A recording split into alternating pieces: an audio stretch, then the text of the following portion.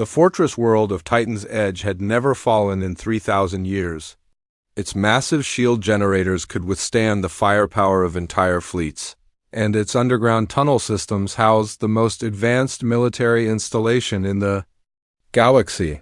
The Galactic Coalition had built this world to be their ultimate stronghold, a place where any enemy would break themselves against its defenses.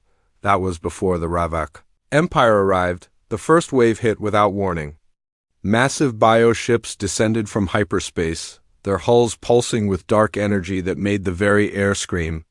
The Coalition defenders fired everything they had, but their weapons simply passed through the enemy vessels like they were made of shadow. Within hours, the planetary shields flickered and died. Lieutenant Commander Beck of the Reptilian Saurian Guard watched from the command bunker as his troops retreated through the burning streets.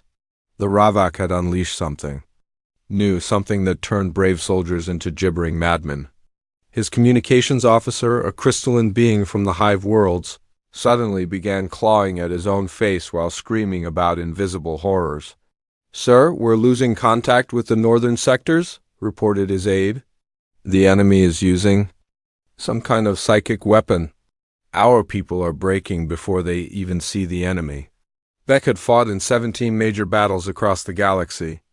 He had seen plasma bombardments that melted entire cities and bioweapons that turned living beings into twisted monsters. But nothing had prepared him for this. The Ravak didn't just kill their enemies, they made them destroy themselves. The second day brought the ground forces. Creatures that defied description poured from the bioships, their forms shifting between solid matter and living nightmare.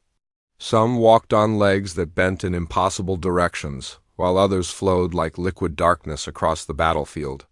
The worst were the feeders, tall beings that seemed to be made of pure terror given form. Sergeant Major Price of the Coalition Marines tried to organize a defense at the Eastern Gate. His mixed species unit had trained together for years, but when the feeders approached, even his most veteran soldiers began to panic. The creatures didn't attack physically at first. They simply stood there, and waves of primal fear washed over the defenders. "Hold your positions!" Price shouted, but his voice cracked as his own mind filled with images of his worst nightmares. Around him, soldiers from a dozen different worlds dropped their weapons and fled. A few tried to fight, but their shots went wild as terror clouded their judgment. The feeders moved closer, and Price watched in horror as his communications specialist began tearing off his own armor. The alien's 4 eyes had gone completely black, and he was mumbling something about creatures crawling under his skin. When Price tried to help, the specialist attacked him with his bare hands. By the third day, organized resistance had collapsed. The Ravak had turned the planet's own defenders against each other. In the main command center, General Torres of the Coalition High Command sent his final transmission to the fleet in orbit. "This is Command Base Alpha. We are overrun. The enemy has some kind of weapon that affects the mind directly. Our people are turning on each other. We've lost contact with all outer defenses. The Ravak are not just killing us, they're feeding on our fear." The transmission cut to static as something massive punched through the reinforced walls of the command center. Torres drew his sidearm, but his hand shook so badly he could barely hold it. The temperature in the room dropped 20 degrees. And the lights began to flicker. A feeder glided through the breach, its form seeming to absorb the light around it. Torres felt his mind being invaded by images of everyone he had ever failed to save. The faces of dead soldiers filled his vision, accusing him of sending them to their deaths. His finger found the trigger, but instead of aiming at the creature, he turned the weapon on himself. The orbital fleet received the final automated distress signal. At 0347 hours on the 4th day, the message was simple: Titan's Edge has fallen. No survivors detected. Ravak forces in full control of the planet. Do not attempt rescue. Repeat, do not attempt rescue. Admiral Carson of the Coalition Navy stood on the bridge of his flagship, watching the dead world turn slowly below. Long-range sensors showed massive Ravak bioships in orbit, their hulls pulsing with that same dark energy that had destroyed the planetary shields. There was no movement from the surface, no signs of life. Sir, we're picking up some kind of energy signature from the planet, his science officer reported. It's like nothing we've ever seen. The readings suggest the Ravak are somehow extracting something from the surface. Carson nodded grimly. Intelligence reports from other fallen worlds had mentioned similar phenomena. The Ravak didn't just conquer planets, they harvested them. They fed on the fear and despair of their victims, growing stronger with each world they consumed. What about survivors? Carson asked, though he already knew the answer. Negative, sir. All life signs have ceased. The Ravak have achieved total extermination as usual. Carson ordered the fleet to withdraw to a safe distance. There was nothing they could do now except report the loss to Coalition Command and prepare for the Ravak's next move. As his ships entered hyperspace, he took one last look at Titan's Edge. The fortress world that had protected the galaxy for 3 millennia was now just another feeding ground for humanity's newest enemy. The Ravak had never left survivors. Not once in their terrible march across the galaxy. Every world they touched became a lifeless husk, drained of all hope and courage. The Coalition had lost 17 major worlds to them, and each time the pattern was the same. Complete annihilation, total despair, and then silence. But sometimes in the darkest hours, even the impossible becomes possible. And sometimes the galaxy's greatest threats face opponents they never expected to encounter. 3 weeks had passed since Titan's Edge went silent. The Coalition Emergency Council met in continuous session, trying to understand how their strongest fortress had fallen so quickly. Intelligence reports painted a grim picture of the Ravak, Empire's latest conquest. But the real shock came when every military expert agreed on one thing. The Coalition was losing the war. Admiral Reeves pulled up the holographic display showing the last known positions of their forces. Red markers indicated Ravak-controlled systems, while blue showed Coalition territory. The red was spreading like a disease across the galaxy, consuming everything in its path. 18 worlds in 6 months, Reeves announced to the assembled leaders, each one completely sterilized. No survivors, no refugees, no hope of recapture. The Ravak don't just defeat us, they erase us. The council chamber fell silent. Representatives from dozens of species sat around the curved table, each one knowing that their homeworld could be next. The Manthari delegate, an insectoid being with 4 arms, clicked his mandibles nervously. The Volgan representative, a massive bear-like creature, growled low in his throat. What about the reinforcement fleets? Asked Counselor Nash, the human. Representative, surely we can mount a counterattack. With what? Reeves replied. Every ship we send against them either gets destroyed or the crew goes insane. Their psychic weapons are unlike anything we've encountered. They don't just kill soldiers, they break their minds first. The discussion was interrupted by a sudden alarm. The council's communication officer, a pale blue Zanari female, looked up from her console with confusion written across her features.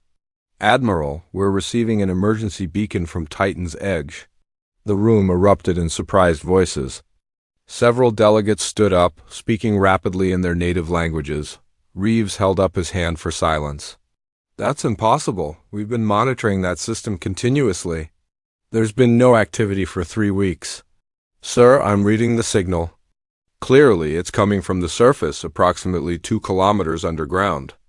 The beacon is using Coalition military frequency 77 Alpha. Reeves felt his blood turn cold. Frequency 77 Alpha was reserved for the most desperate emergencies.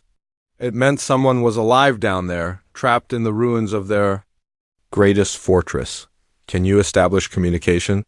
The officer worked her controls for several minutes before shaking her head. Negative, sir. The signal is too weak, and there's massive interference from the Ravak bioships in orbit.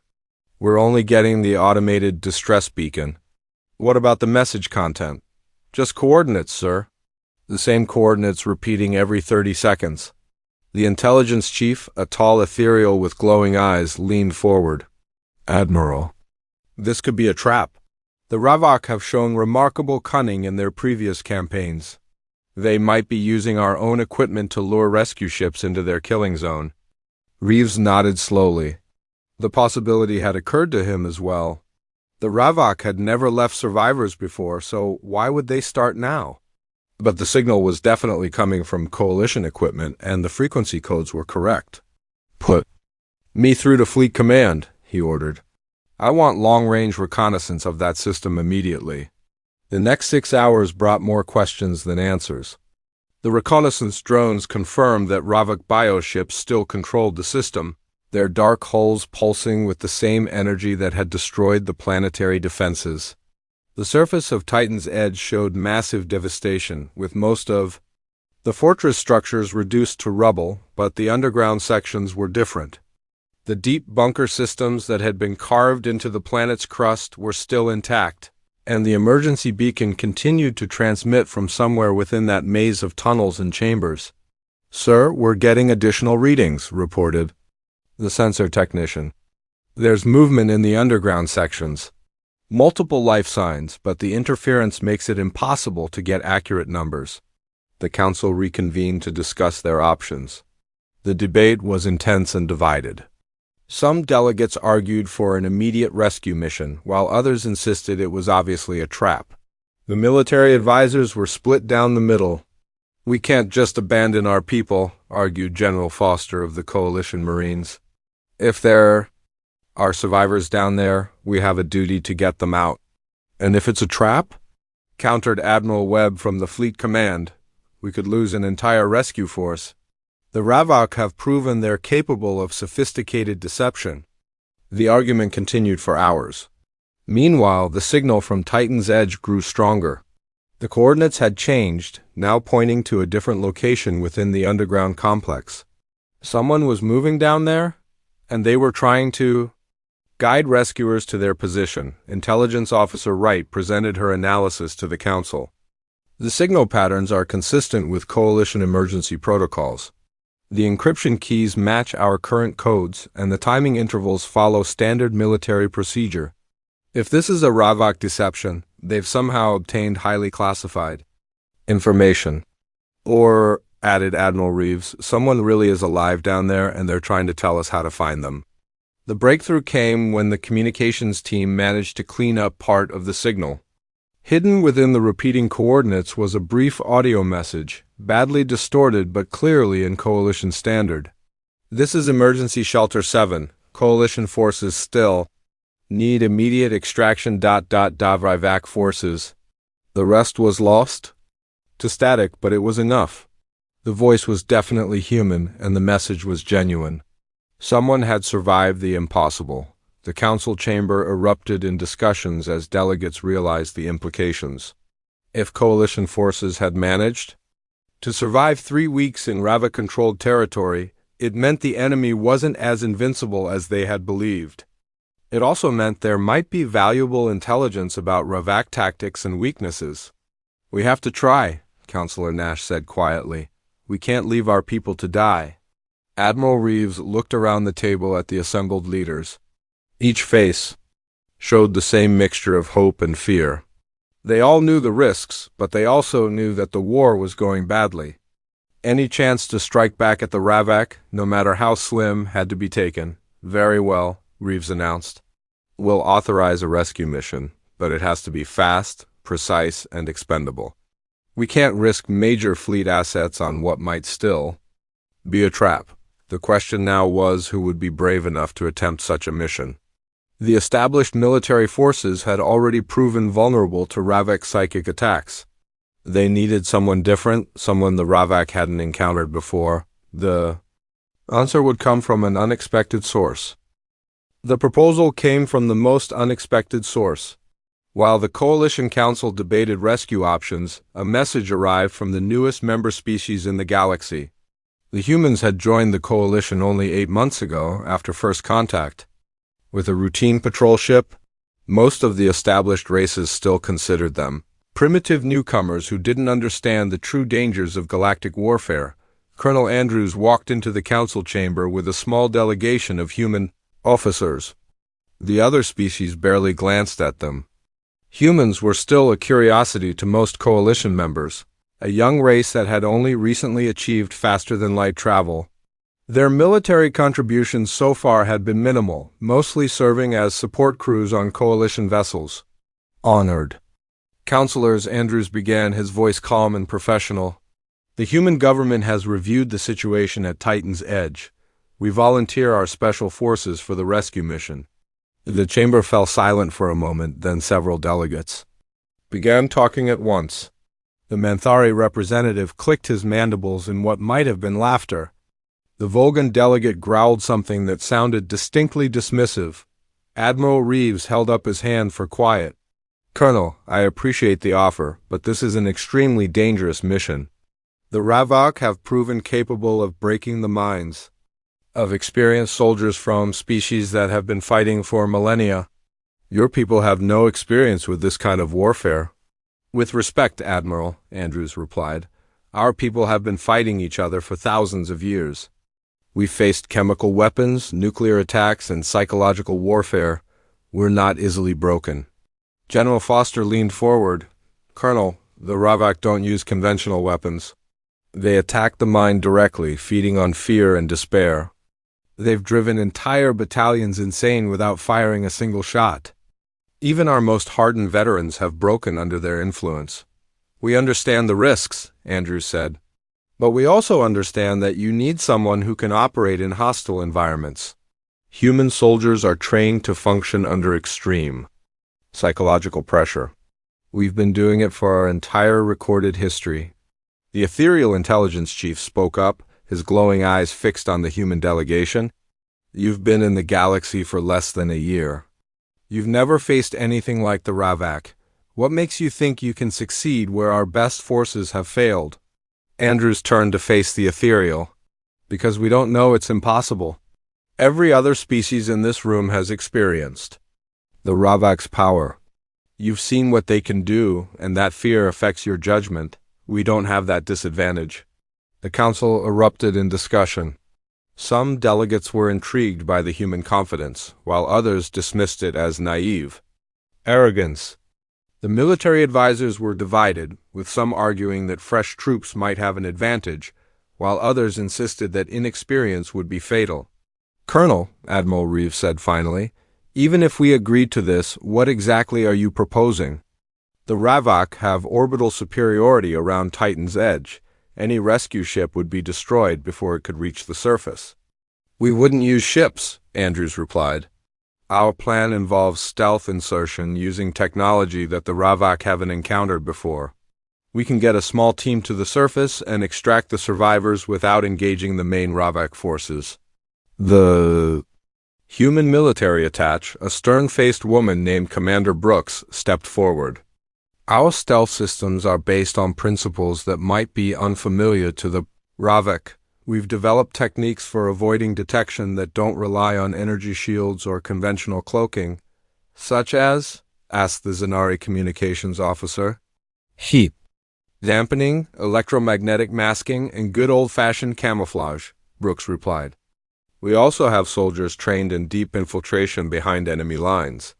They can operate independently for extended periods without support. The debate continued for hours. The established alien races had built their military doctrine around advanced technology and psychic defenses. The idea of using primitive stealth techniques seemed almost insulting to some of the more advanced species. General Foster pulled up tactical displays showing the Ravak positions around Titan's Edge. Even if you could reach the surface, you'd still have to deal with the Ravak ground forces. These creatures have never been defeated in direct combat. They don't just kill, they torture their enemies psychologically before destroying them. We've read the reports, Andrews said. The Ravak use fear as a weapon.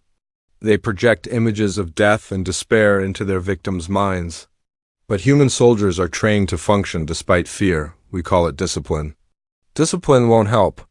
Against psychic attacks, the ethereal warned, the Ravak can reach into your mind and make you experience your worst nightmares.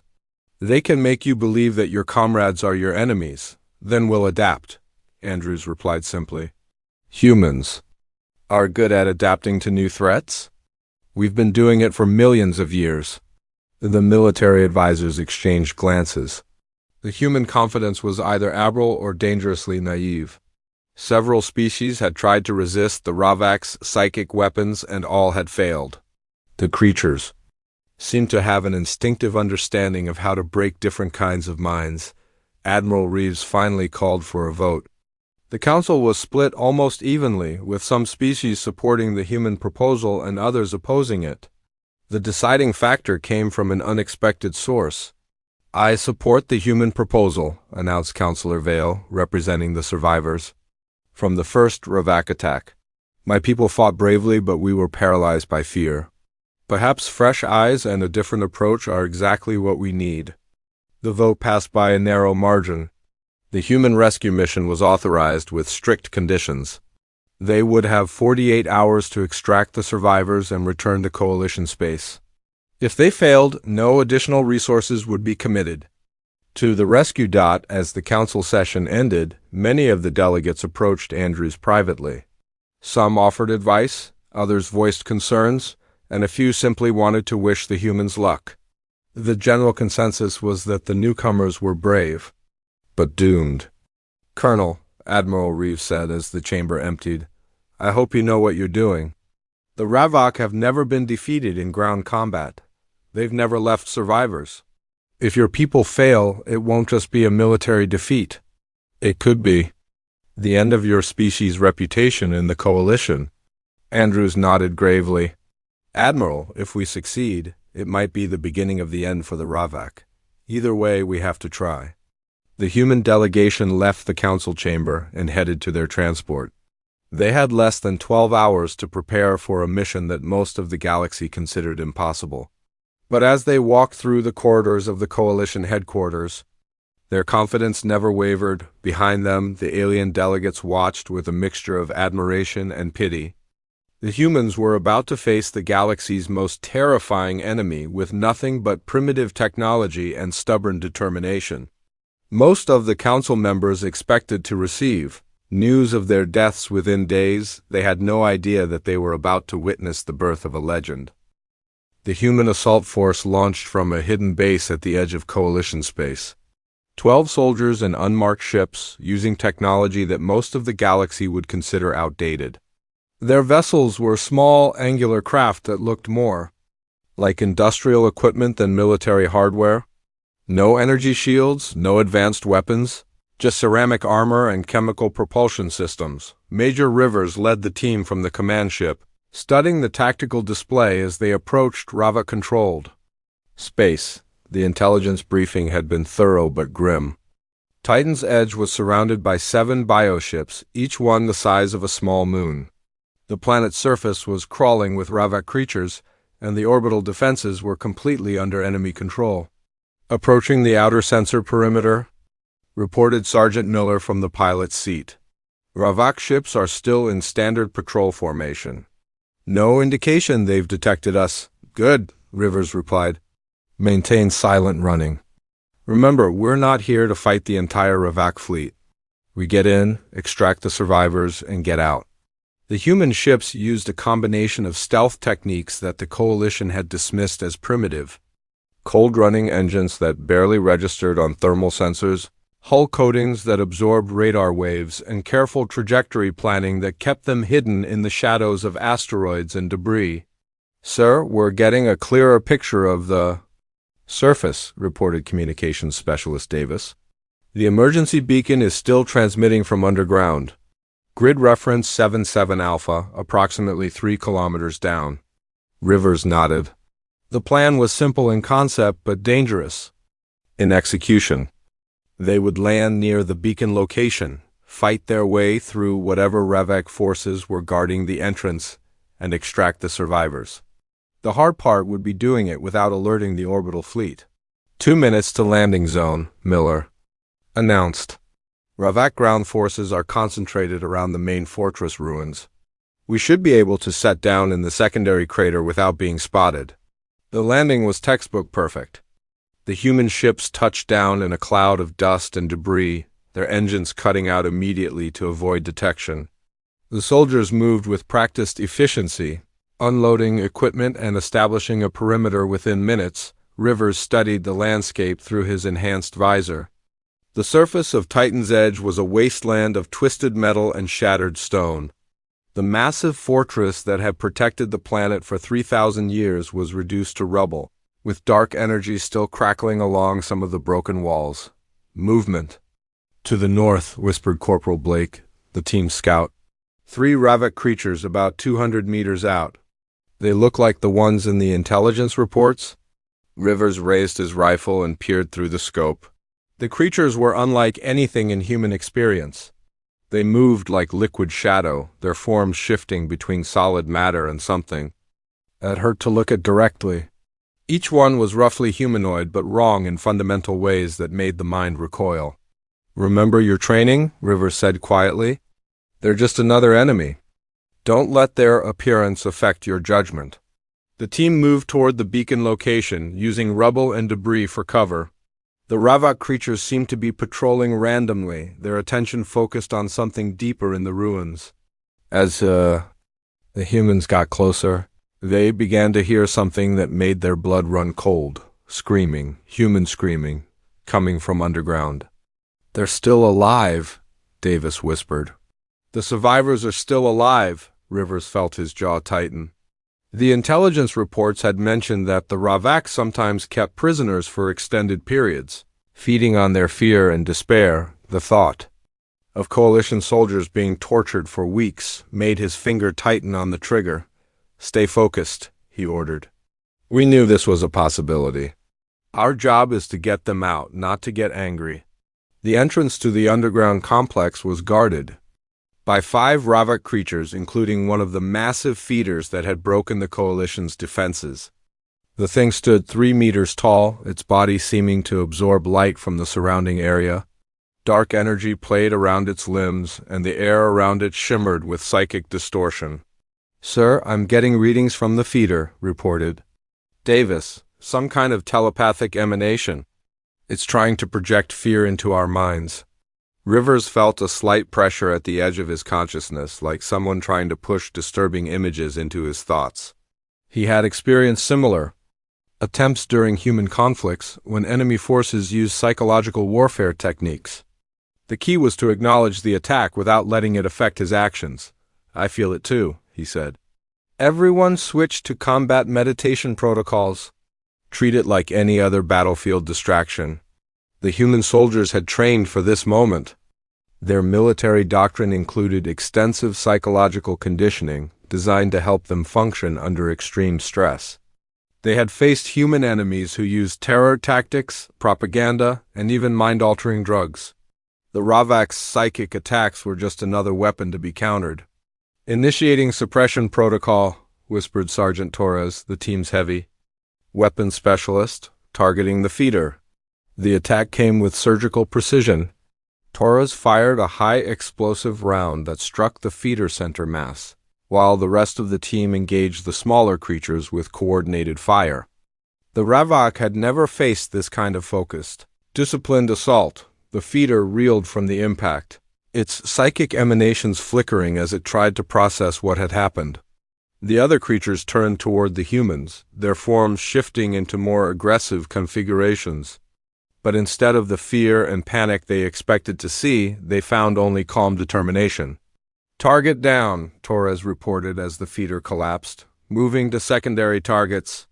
The smaller Ravak creatures tried to coordinate their psychic attacks, filling the air with images of death and despair. A human soldier should have been paralyzed by the nightmare visions, but Rivers and his team simply adjusted their tactics and continued fighting. This is interesting, Davis said, almost conversationally as he shot one of the creatures. They're trying to make me see dead children. Points for creativity, but I've seen worse things in human war zones. The battle was over in less than 3 minutes. The Ravak creatures lay broken among the rubble, their dark energy fading as their bodies returned to normal matter. The humans had taken no casualties and barely seemed winded. Breach the entrance, Rivers ordered. We need to get underground before their friends notice the commotion. The underground complex was a maze of tunnels and chambers carved deep into the planet's crust. Emergency lighting cast eerie shadows on the walls, and the air was thick with the smell of fear and despair. The humans moved carefully, Following the beacon signal deeper into the facility, they found the survivors in a chamber that had been turned into a makeshift prison. Dozens of coalition soldiers from various species, all showing signs of extended psychological torture. When the humans entered, many of the prisoners cowered, thinking they were seeing another Ravak illusion. "Easy," Rivers said, raising his hands. "We're coalition forces. We're here to get you out." The prisoners looked at the humans with disbelief and growing hope. Among them was Lieutenant Commander Beck, the Saurian officer who had led the last defense of the fortress. His normally proud bearing was broken, his eyes haunted by weeks of psychological torment. "You're real?" Beck asked, his voice barely a whisper. "You're actually real?" "We're real," Rivers confirmed. "And we're getting you out of here. Can you walk?" The extraction took 40 minutes, with the humans forming a protective corridor around the survivors as they made their way back to the surface. The Ravak had discovered the break-in and were converging on the underground complex, but they seemed confused by the humans' resistance to their psychic attacks. "Extraction complete," Rivers reported as his team reached the landing zone. 73. Survivors recovered, requesting immediate pickup. The human ships lifted off just as the first Ravak reinforcements arrived. The orbital fleet was still unaware of the rescue operation, their sensors unable to detect the primitive human technology.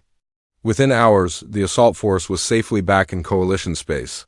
Their mission complete. The impossible had been accomplished. The Ravak had been defeated in ground combat, and their prisoners had been freed. The galaxy was about to learn that humanity's greatest strength wasn't their technology or their weapons. It was their absolute refusal to give up. The rescue ships docked at Coalition Central Command 36 hours after the mission began. News of the successful extraction had already spread through the military networks, but most officers refused to believe it. The Ravak had never been defeated in ground combat. They had never left survivors. The idea that a small team of humans had accomplished the impossible seemed like wishful thinking. Dr. Vale of the Coalition Medical Corps was among the first to examine the rescued prisoners. She had treated survivors from other Ravak attacks, but those had been rare individuals who had escaped during the initial assault. These prisoners had been held captive for weeks, subjected to psychological torture that should have broken their minds completely. "The trauma is extensive," she reported to Admiral Reeves. "Most of the survivors show signs of severe psychological damage. They were kept in a state of constant terror, forced to experience their worst fears repeatedly. Several have been driven temporarily insane by the experience." "But they're alive," Reeves said. "That's more than we've ever recovered from a Ravak attack." "Yes, sir, and they're talking. We're getting detailed intelligence about Ravak tactics, their technology, and their weaknesses. Information that could change the entire course of the war." The debriefing sessions lasted for days. Each survivor was interviewed by intelligence specialists, their testimonies recorded and analyzed. The picture that emerged was both horrifying and hopeful. The Ravak were indeed as terrible as the report suggested, but they were not invincible. Lieutenant Commander Beck provided the most detailed account. Despite his psychological trauma, the Saurian officer was able to describe the Ravak's methods with clinical precision. He had watched them break soldiers from dozens of species, studying their techniques and looking for patterns. "They feed on fear," Beck explained to the intelligence team. "The more terror they generate, the stronger they become. That's why they keep prisoners alive. They're not just trying to gather information, they're literally feeding on our despair." "What about their weaknesses?" asked Intelligence Chief Wright. "Did you observe anything that might help us fight them?" Beck's eyes brightened slightly. "The humans. The Ravak couldn't understand them. When your soldiers entered the prison chamber, the creatures seemed confused. They kept trying to project fear into the humans' minds, but it wasn't working properly."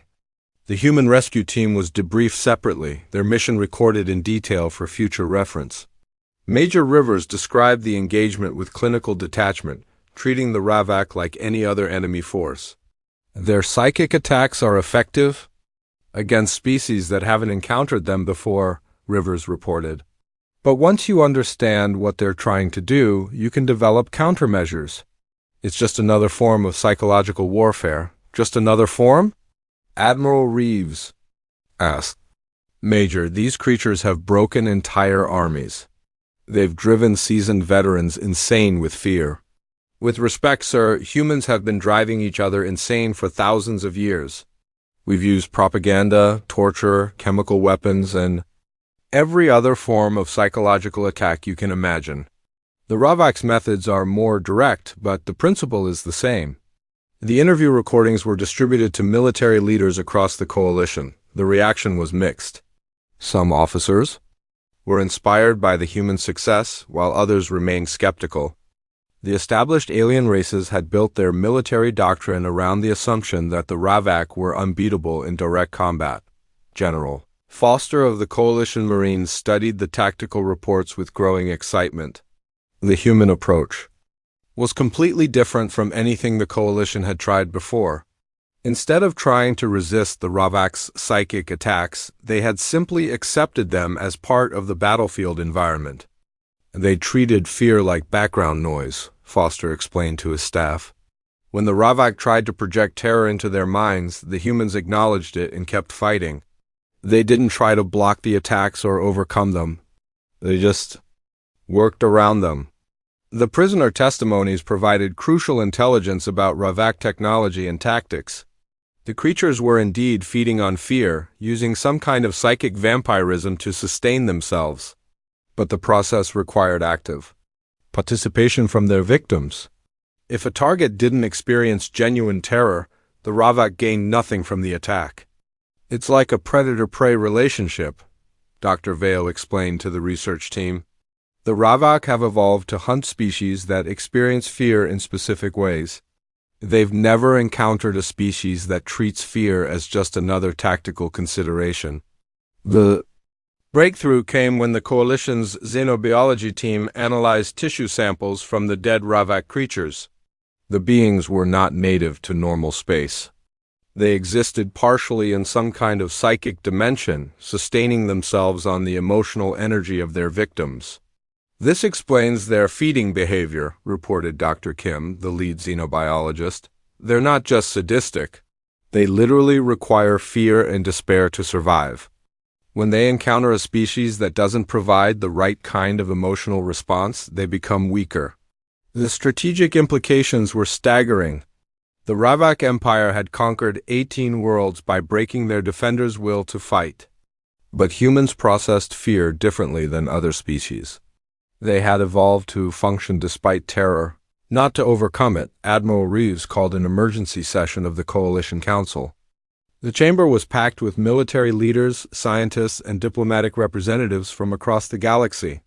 The mood was electric with possibility. The rescue of Titan's Edge survivors has provided us with unprecedented intelligence about our enemy, Reeves announced. But more importantly, it has shown us that the Ravak are not invincible. They can be defeated. The Manthare delegate leaned forward, his compound eyes reflecting the chamber's lights. Admiral, with respect, this was one small engagement. The humans fought a handful of creatures, not an entire Ravak fleet. True, Reeves acknowledged, but the principle is sound. The Ravak's primary weapon is psychological. If we can field forces that are resistant to their fear attacks, we can level the playing field. Colonel Andrews stood to address the council. The human military is prepared to share our psychological conditioning techniques with coalition forces. We can train soldiers from other species to resist psychic manipulation. You're talking about changing the fundamental nature of how our people think, protested the ethereal representative. Fear is a survival instinct. It keeps us alive. Fear is useful, Andrews agreed, but paralyzing terror is not. Human soldiers are taught to feel fear and act anyway. We call it courage. The debate that followed was intense but productive. Representatives from various species began to see the possibilities. If human training methods could be adapted for other races, the Coalition might finally have a weapon against the Ravak Empire. Dr. Vale presented her medical findings to the assembly. The rescued prisoners have provided detailed descriptions of Ravak feeding behavior. The creatures require a specific type of emotional energy to sustain themselves. When their targets don't provide that energy, the Ravak become progressively weaker. How much weaker? Asked General Foster. Significantly. The humans reported that the Ravak creatures they fought seemed confused and disoriented. Their psychic attacks were less focused, their physical coordination was impaired. It was as if they were slowly starving. The implications rippled through the chamber. If the Ravak could be weakened by denying them their preferred food source, entire campaigns might be turned around. Worlds that had been written off as lost could potentially be recaptured. We need to move quickly, urged Admiral Webb. The Ravak will adapt to this new threat. They always do. We have a window of opportunity, but it won't last forever. The Council approved an unprecedented military cooperation program. Human instructors would be attached to coalition units across the galaxy, teaching psychological resistance techniques to alien soldiers. The program would be voluntary at first, but early results would determine whether it became mandatory. Major Rivers found himself promoted to colonel and placed in charge of the new training initiative. His first assignment was to work with the Volgan Heavy Infantry, a unit that had suffered devastating losses in the most recent Ravak attack. Your people are naturally aggressive, Rivers explained to the Volgan commander. A massive, bear-like being named General Cross. That's an advantage. The Ravak feed on helplessness and despair. Anger and determination are much harder for them to digest. The training sessions were unlike anything the Coalition had seen before. Human instructors taught alien soldiers to compartmentalize their emotions, to acknowledge fear without being controlled by it. The techniques were based on millennia of human warfare, adapted for species with different psychological makeup. The key is not to eliminate fear, explained Sergeant Torres to a group of mixed-species recruits. Fear keeps you alive. The key is to use fear as information, not as a command.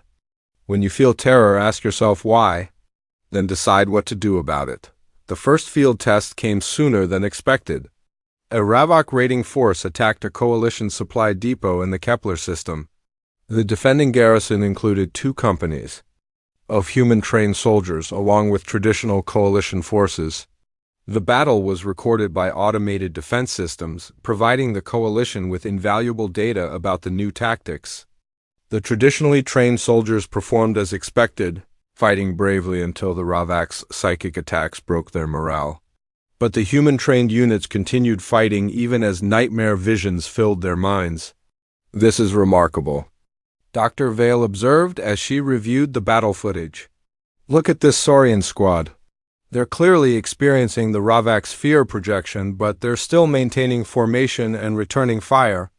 The results spoke for themselves.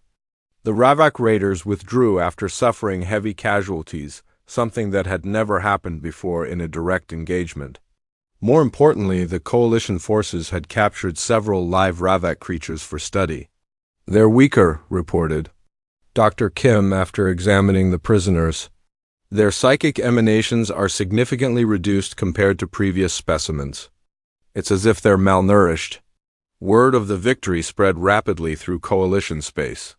Military units began requesting human advisors, and recruitment for the psychological training program increased dramatically. The galaxy was beginning to believe that the Ravak could be beaten. The enemy's response was swift and brutal. Ravak fleets began targeting human colonies specifically, trying to eliminate the source of the new resistance. But they found that human worlds were unlike any they had encountered before. The civilians fought back with the same stubborn determination as their soldiers. When Ravak creatures tried to terrorize planetary populations, they found themselves facing organized resistance instead of panic. Human cities had spent centuries preparing for war, and their defensive networks were designed to function even under the worst conditions. They're not adapting well to this new paradigm, intelligence, Chief Wright reported to the Coalition leadership. The Ravak have built their entire strategy around psychological dominance. When that doesn't work, they don't seem to have effective alternatives. The war was far from over, but the balance had shifted.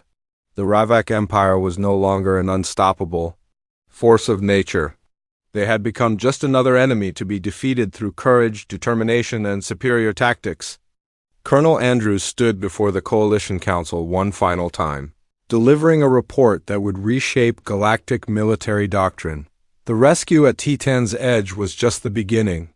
We've proven that the Ravak can be defeated. Now we need to take the fight to them. The chamber erupted in applause, but Andrews wasn't finished. The galaxy spent 3,000 years learning to fear the darkness. Maybe it's time we taught the darkness to fear us. As the session ended, representatives from dozens of worlds began planning the first major offensive against Ravak territory. The impossible had become inevitable. The galaxy's newest members had shown them how to fight back against their oldest nightmare. Humanity had arrived on the galactic stage, and they had brought something with them that the universe had forgotten: the absolute refusal to surrender in the face of hopeless odds. The Ravak Empire was about to learn what that meant.